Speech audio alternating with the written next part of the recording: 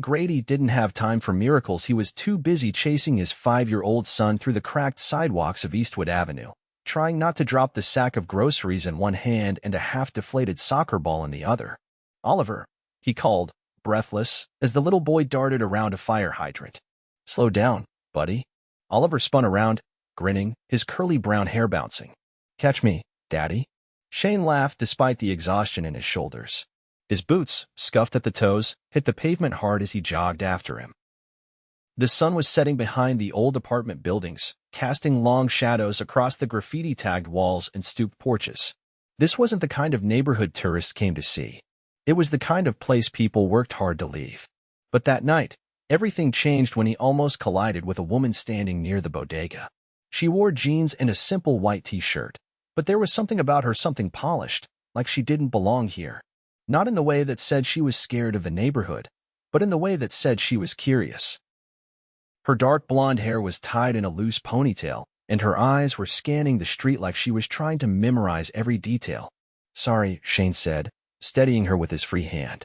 "No, I'm sorry," she replied quickly, her voice soft but clear. "I didn't mean to get in your way." Oliver peeked from behind his dad's leg. "Are you lost?" he asked bluntly. She smiled down at him. "Not exactly. I'm taking a walk." Shane raised an eyebrow. "Through Eastwood? Is that what this area is called?" she asked, like she genuinely didn't know.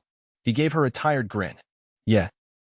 Most people don't come here unless they have a reason." "I'm Brooklyn," she said, holding out her hand. "Brooklyn Hartley." Shane hesitated, then shook it, surprised by how firm her grip was. "Shane. And this little troublemaker's Oliver." Brooklyn crouched down. "Nice to meet you, Oliver." Oliver gawked at her. "You talk fancy." Shane laughed. "What he means is, you don't sound like you're from around here." "I'm from New York originally," she said, glancing around. "Just not this part." Shane couldn't help but study her again. She didn't have the coldness of someone slumming it for kicks. She looked kind and a little lost. "Well, if you're sightseeing," he said, shifting the groceries, "I can give you the grand tour." Brooklyn tilted her head. "You're offering to show me around?" "Sure," he shrugged. "But I'm warning you, this tour includes cracked sidewalks, corner stores with the best empanadas in town, and a cranky old man named Lou who yells at birds." Brooklyn laughed. "Sounds perfect." They didn't go far, just around the block, past the basketball court where teens were playing under broken lights, and the mural wall that Shane explained was painted by a local artist who'd once been on the edge of homelessness. "This neighborhood's got a bad rap," he said, guiding her around a pothole. "But there's heart here. People look out for each other." Brooklyn nodded quietly, soaking in every word. Oliver tugged on her hand. "Want to see my school?" Brooklyn glanced at Shane. He nodded. "If you're up for it." It's only a few blocks. The school was small, worn down, with faded paint and a swing set that creaked when the wind blew. But the pride in Oliver's voice as he showed her his classroom window was unmistakable. "I like it here," he said. "But the swings are kinda scary." Brooklyn leaned against the fence. "You're brave, you know that?" Oliver beamed. They walked again after that, and Brooklyn asked questions, real ones.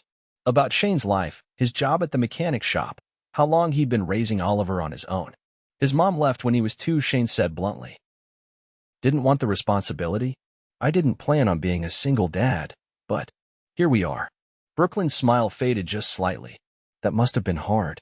"Still is," he admitted. "But he's worth it." When they reached his building, an old walk-up with peeling paint, Brooklyn paused. "Thanks for walking with me," she said. "I didn't expect today to go like this."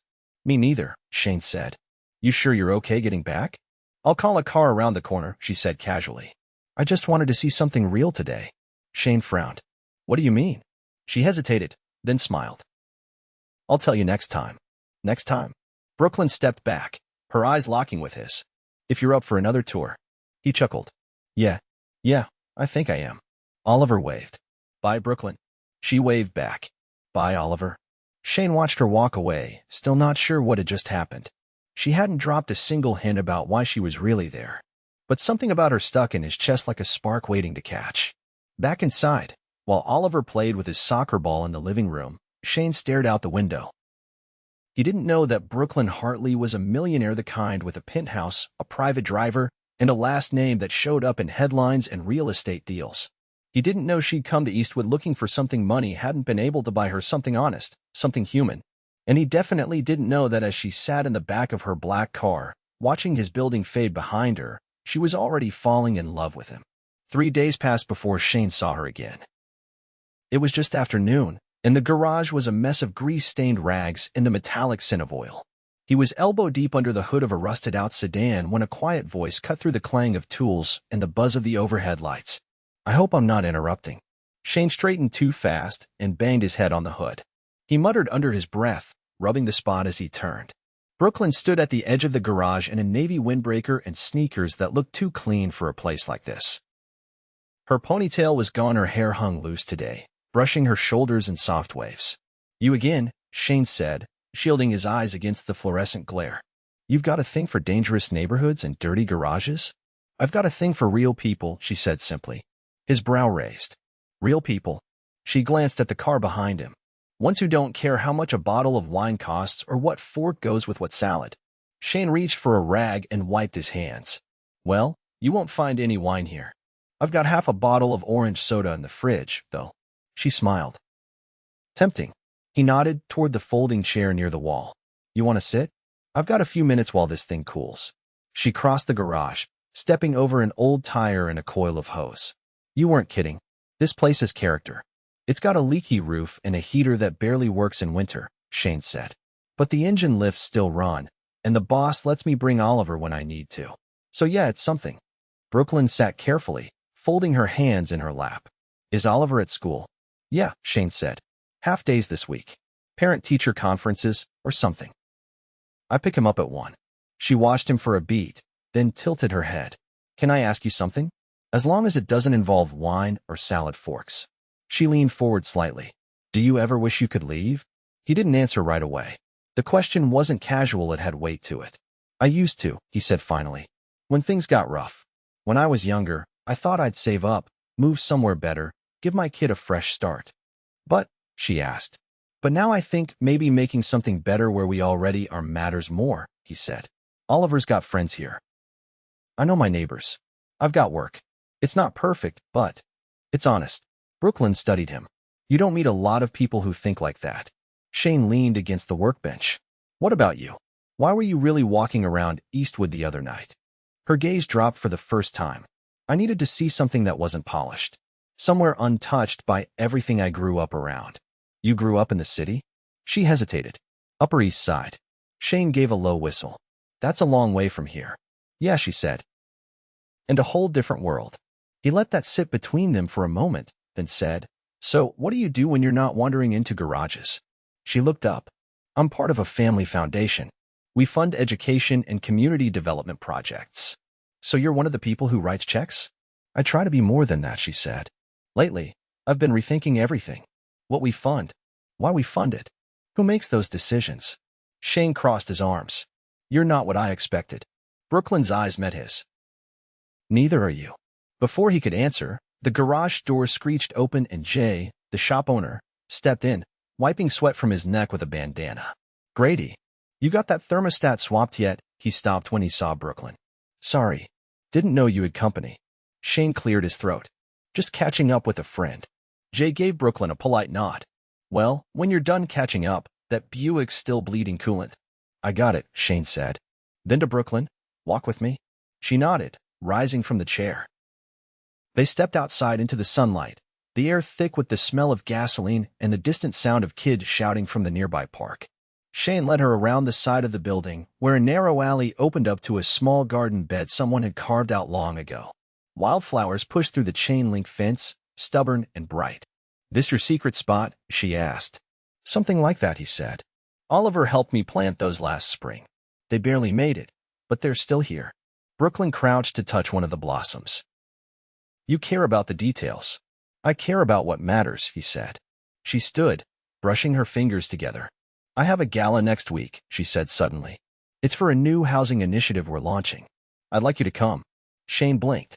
"You want me to wear a tux and sip champagne with people who own yachts?" "I want you to see what I do. The other half of my world." He exhaled. "I don't have a tux. I'll take care of that." He looked at her carefully. "Why me? Why not someone who fits?" "Because I don't fit either," she said. "Not anymore." He didn't reply right away. Then he said, "If I go, Oliver comes too." Brooklyn smiled. Then it's a date. Shane turned to look at the flowers again, the sun glinting off the petals. When he looked back, she was already walking away, her steps light, her pace confident. He watched her go, feeling a tug in his chest stronger than before. Oliver would need a babysitter for that night, and he'd need to figure out what the hell people wore to a gala. The gala wasn't anything like Shane expected. From the second he stepped out of the car, Brooklyn had sent an impossibly sleek black sedan that looked like it belonged in a movie. He felt like he'd walked into another world. Gold light spilled from the grand windows of the Metropolitan Conservatory, where valets in black gloves opened doors and uniformed servers glided between guests balancing trays of crystal flutes. He tugged at the collar of the charcoal gray tux Brooklyn had arranged for him, the fabric unfamiliar and stiff against his neck. The shoes pinched, polished to a shine, so bright he could see his reflection in them. He didn't recognize the man in the glass doors he walked through, and he wasn't sure he wanted to. Inside, chandeliers glittered above a marble staircase, and a string quartet played something elegant and slow. People moved like they were weightless, all laughter and practiced smiles, sipping champagne and murmuring about policy reforms and board appointments. Shane glanced down at Oliver, who stood wide-eyed beside him, dressed in a miniature suit that matched his own. Brooklyn hadn't just invited them, she'd made sure they belonged, at least on the surface. Brooklyn appeared at the top of the stairs, her gown a deep plum that caught the light with every step she descended. Her hair was twisted up, exposing the curve of her neck, and her presence drew attention like a magnet. Even from across the room, Shane felt it. "You made it," she said as she reached them, her voice tinged with something almost nervous. "You didn't mention this place looked like a palace," Shane muttered, scanning the high ceilings. "I figured you'd rather see it first," she said. Then, kneeling to Oliver, "You look incredible." Oliver grinned. The car had lights on the floor. Brooklyn rose, her eyes locking with Shane's. "Come on. I want you to meet someone." He followed her through the crowd, feeling the weight of stares as they passed. She didn't seem to notice or care about the whispers or glances. She led him to a man in a tailored navy suit, his salt and pepper hair combed neatly, his expression unreadable. "Shane, this is Malcolm Wright. He's the director of the Housing Initiative."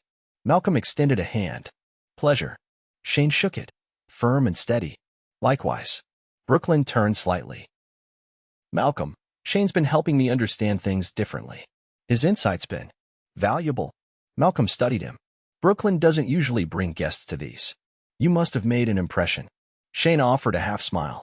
"I just told her the truth." They spoke for a few minutes about the Foundation's plans, Malcolm outlining zoning battles and resistance from local councils while Brooklyn watched Shane carefully, gauging his reaction. "So you're building affordable housing," Shane said finally. "But have you asked anyone who actually lives in neighborhoods like mine what they need?" Malcolm blinked.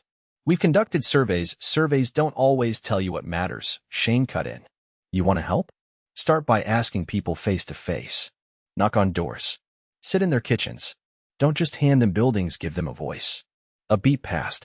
Then Malcolm nodded slowly. "That's fair." Brooklyn touched Shane's arm. "Come with me. There's something I want to show you." She led him away from the crowd, through a side hallway lined with portraits of donors he didn't recognize, until they reached a quieter room. Inside, a series of easels displayed architectural renderings, clean, bright buildings with green spaces and classrooms. "This is the Eastwood Project," she said softly. "We're breaking ground in 6 months." Shane stared at the sketches. "You're building this in my neighborhood?" "We are," she said.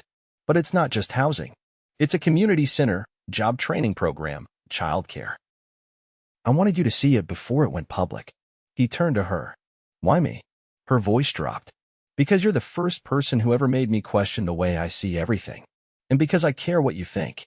He didn't know what to say to that. The room felt suddenly smaller, the air thicker. "I don't belong here," he said quietly. Brooklyn stepped closer. "You belong wherever you stand. Don't let anyone make you feel otherwise." A voice interrupted them, one of the board members calling Brooklyn over. She gave Shane an apologetic look. "I'll be back," she said, and disappeared into the crowd. Alone, Shane wandered back toward the main hall. Oliver was at a table with a few other kids, building something out of cookie pieces and frosting some kind of children's activity station. At least he was having fun. Shane's gaze drifted upward, catching sight of a group of sharply dressed men and women clustered near the bar. One of them, a woman with an expensive-looking clutch and red lipstick, leaned toward another, and whispered something while glancing his way. Laughter followed. He turned sharply, making his way toward the exit. Everything felt too polished, too distant. He wasn't part of this world, and no amount of tailored clothing or polite conversation could change that. He was halfway through the coat room when Brooklyn found him. "You're leaving?" she asked, breathless. "I appreciate what you showed me," he said. "But this isn't me. Shane, I fix cars. I walk my kid to school. I eat dinner on a folding table and worry about rent. I'm not one of your gala people." She stepped forward. "Do you think that's what I see when I look at you?" He didn't answer. She reached for his hand. "I don't care about any of this. I care about you. I care about Oliver. I care about the way you see the world, how you fight for what matters." He met her eyes. "Brooklyn, you live in a building with a doorman and an elevator that probably plays music. I buy groceries with exact change. And still," she said, "you're the only person in this room who makes me feel like I can breathe." The silence between them stretched. "I don't want to lose you in all this," she added softly. "Tell me what you need." He looked down at her hand in his. Then at Oliver, who was now waving at them from across the room, his face covered in icing. "I need you to mean it," Shane said. "Not just for tonight. Not just because you're curious. This, whatever this is, it can't be a passing thing." Brooklyn didn't hesitate. "It's not." Then, without warning, she stood on tiptoe and pressed her lips to his. It wasn't a grand kiss, it was hesitant, full of unsaid things, but it was real. When they pulled apart, neither of them spoke. Oliver came running toward them, holding a cookie shaped like a star. "Can we stay a little longer?" he asked. Shane looked at Brooklyn, then nodded. "Yeah, buddy. We can stay a little longer." The summer air was thick the night Brooklyn stood on Shane's rooftop. It was almost 8, but the sun hadn't fully dropped yet. The sky burned orange and lavender above the city skyline, casting long shadows across the worn brick ledge. String lights stretched across the rooftop, glowing softly. Brooklyn had helped hang them herself that morning, with Oliver handing her clothespins while Shane drilled anchors into the concrete. The rooftop wasn't much. A couple of mismatched lawn chairs, a second-hand picnic table Shane had carried up 4 flights alone, and a view of the city that most people wouldn't consider beautiful. But it was theirs. And tonight, it was transformed. Brooklyn leaned against the ledge, watching the lights of Eastwood flicker to life, one apartment window at a time. She heard the door open behind her, then footsteps. "You're quiet," Shane said, setting down a bowl of grilled corn on the table. "That's either a good thing or a very bad thing." "I'm just taking it all in," she said, still facing the skyline. He joined her, the scent of charcoal clinging to his shirt. "You've seen better views." "I've never seen one that felt like mine," she murmured. He looked at her, eyebrows drawn. "You thinking about what comes next?" She nodded. "The foundation board's voting tomorrow. If the plans go through, we'll be moving forward with the Eastwood model in 5 other cities." "That's big," he said. "You nervous?" "I'm terrified," she admitted. "Not of the vote. Of what comes after. Of what it means if I stay on this path." He studied her. "You're not the same woman who walked into my neighborhood with clean shoes and no idea where she was." Brooklyn turned to him. "And you're not the same man who thought he didn't belong in my world." He laughed under his breath. "Still not sure I do." "You belong wherever you decide to be," she said. "I've never been more certain of anything." The door opened again, and Oliver bounded out, carrying a folded paper in one hand and a plastic cup in the other. "Dad, Brooklyn, look what I made," he shouted, holding up a crayon-covered drawing with uneven hearts and 3 stick figures. Shane crouched. "That us?" Oliver nodded. "This one's you, this one's me, and this one's Brooklyn. I made her dress purple because she likes grapes." Brooklyn laughed, kneeling beside him. "It's perfect." He handed it to her proudly. "You can keep it." Shane ruffled his son's hair. "Go grab the watermelon, bud. It's in the cooler." Oliver ran back inside, the door slamming lightly behind him. Brooklyn looked down at the drawing. "He's grown so much since we met. He's more himself lately," Shane said. "He doesn't watch the door anymore, waiting for someone who isn't coming back." Brooklyn looked up, her expression shifting. "Have you thought about what you want next?" "For him." "For you." He hesitated. "I used to think small. Just surviving to the next month, the next paycheck. But now," she waited. "I want a home that feels like a beginning, not a backup plan. For him to grow up knowing love isn't something that leaves. And for me, I want to build something with someone who doesn't run when things get heavy." Brooklyn's throat tightened. "What if I said I want to be that someone?" Shane stepped closer. Then I'd ask why a woman with a penthouse and a last name in city contracts wants a guy with grease under his nails and a kid who still forgets to flush. She smiled, eyes glistening. Because you made me feel seen in a way no one ever has. He touched her face gently. Then stay. I already did, she whispered. The rooftop door opened again, and this time, it was Jay, Shane's boss, carrying a tray of lemonade and paper plates. I brought reinforcements, he said, setting them down. The kid said I wasn't allowed to miss the celebration dinner. Shane grinned. He's been planning this all week. Jay gave Brooklyn a nod. Glad to see you again. Thanks for coming, she said sincerely. She bribed me with real dessert, Jay said, pulling up a chair. As the sun dipped below the buildings, more chairs appeared. Neighbors. Shop owners. Miss Carla from the school. Even Lou, the old man from the bodega who once yelled at Oliver for knocking over a milk crate, showed up with a pie and foil. Brooklyn watched it unfold, her heart swelling. She had sat at dozens of gala tables, sipped champagne beside senators. But this was real. Later, after the food was gone and Oliver had fallen asleep curled on a blanket with cookie crumbs on his shirt, Shane took her hand and led her back to the edge of the rooftop. Marry me, he said. She turned to him, stunned. What? I don't have a ring yet, he admitted. I don't even know what kind of proposal you deserve. But I know this, I love you. I love you in a way that makes everything make sense. And I want to build a life with you. With Oliver. With whoever else joins us along the way. Her eyes filled as she stepped into his arms. Of all the places I've lived, this is the first one that ever felt like home. He held her close, the city alive around them. In the months that followed, the Eastwood Project broke ground. Shane took over part of the community center's vocational program, teaching auto repair to teens. Brooklyn left her board position and started her own initiative focused on listening first, funding second. They bought a modest townhouse on the edge of the neighborhood, where Oliver could ride his bike and leave his shoes wherever he wanted. The wedding was small, on the rooftop where it all began, with borrowed chairs and Brooklyn barefoot beside the garden beds. No glittering ballrooms, no press releases. Just love. The kind that survives difference. The kind that rebuilds. The kind that stays. The scent of rain still lingered in the air when Shane stood on the sidewalk outside a narrow storefront tucked between a laundromat and a corner deli. Above the door hung a freshly painted sign, Grady's Garage and Community Workshop. The name was his, but the vision behind it wasn't his alone. Brooklyn had helped him pull every permit, negotiate every lease term, and repaint every square inch of the place. She didn't just stand beside him, she helped build it. Inside, the space was nothing like the garage he used to work in. There were 2 refurbished lifts, a wall of organized tools, and a classroom in the back with workbenches and adjustable chairs. The community program they'd launched now had over 20 teens enrolled, all of them learning hands-on skills that could lead to real careers. The first week, one of the students had rebuilt a carburetor without instruction. Shane hadn't stopped smiling since. Brooklyn arrived carrying a box of printed flyers, her hair pulled into a bun and a pencil stuck behind one ear. Do you know you left your phone inside the freezer again? She asked, handing him the box. He laughed. It's a system. Cold phone, hot coffee. Keeps everything balanced. She rolled her eyes and stepped inside, setting her bag down on the front counter. The city council approved the expansion grant. We'll be able to buy that second lot behind the building.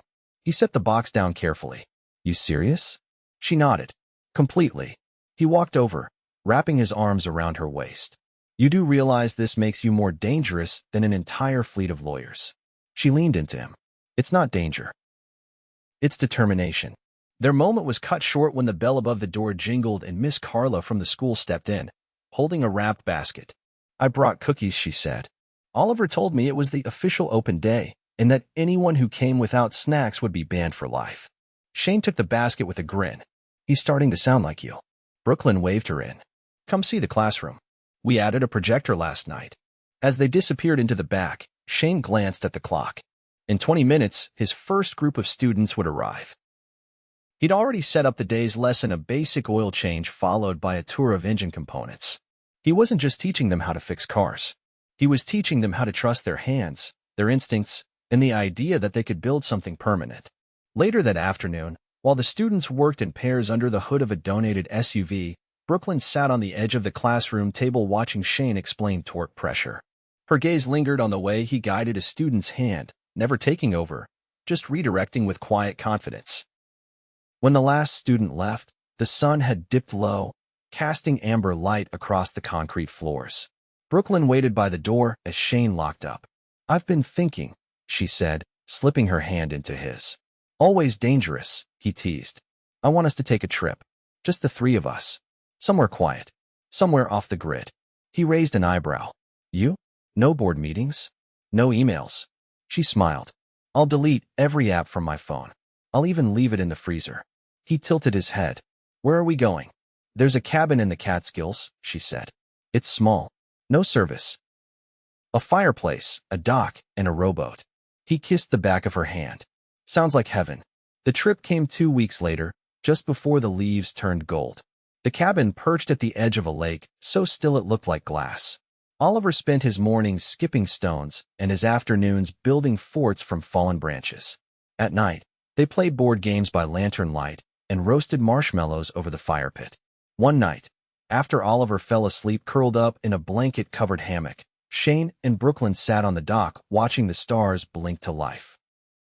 "You know," she said, her head resting on his shoulder, "I used to think love was supposed to be about spark, drama, all-consuming passion." He traced slow circles on her arm.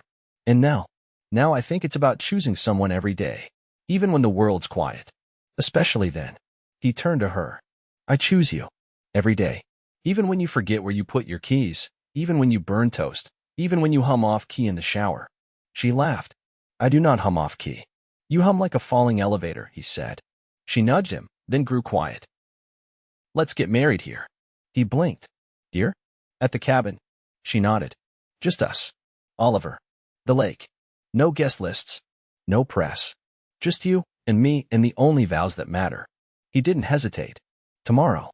Tomorrow." The next evening, they stood barefoot on the dock with Oliver between them, holding a bouquet of wildflowers he'd picked himself. Brooklyn wore a simple dress and a string of pearls Shane had found at a flea market and tucked away months earlier. Shane wore the same shirt he'd worn on their first date to the gala, sleeves rolled and collar open. Oliver cleared his throat dramatically. "Do you promise to be nice to each other forever, even if you fight about who left the milk out?" Brooklyn smiled.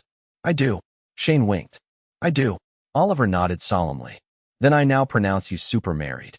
They all burst into laughter as Shane lifted Brooklyn into his arms and kissed her under the fading light, the lake behind them shimmering like a second sky. Back in the city, life didn't stop. The garage grew. The community center expanded. Brooklyn launched a second initiative focused on education equity, and Shane was asked to speak at local schools about second chances and the power of honest work. They never needed a house with 7 bathrooms or a vacation home in the Hamptons. They had a home where shoes were left by the door and laughter echoed through the halls, where Oliver painted on the walls occasionally and Brooklyn hosted Friday dinners with mismatched plates. One evening, Brooklyn sat on the edge of their bed, holding a letter in her hand. Shane stepped out of the shower, a towel slung around his hips. "Good news or bad?" he asked, drying his hair. She looked up, eyes shining. "We got approved." "For what?" She held up the letter. "The adoption. It's official. Oliver's legally yours." Shane froze for a second, then sat beside her slowly. "He's always been mine." "I know," she whispered. "But now it's written down. Now no one can question it." They didn't need words after that. Just arms around each other. Just the quiet understanding that they'd built something untouchable. Years passed. Oliver grew taller. Brooklyn published her first book on community leadership. Shane opened a second garage in the next borough. And every year, on the anniversary of their lakeside wedding, they returned to the cabin. Just them. No phones. No distractions. Only love. Chosen every day.